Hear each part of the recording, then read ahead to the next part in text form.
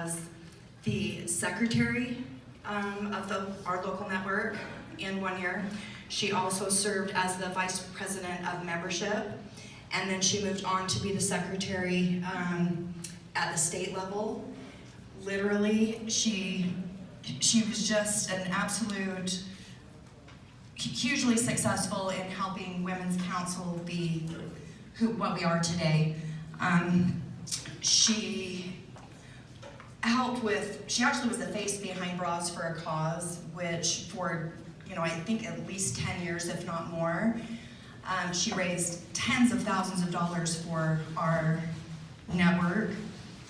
And, it's ironic that she actually died of a rare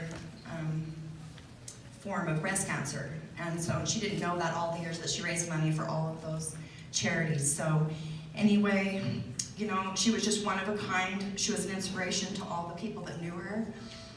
And cancer may have taken her body, but her memory will live on with all of us. So I actually just invite all of you to please stand and join me in a moment of silence.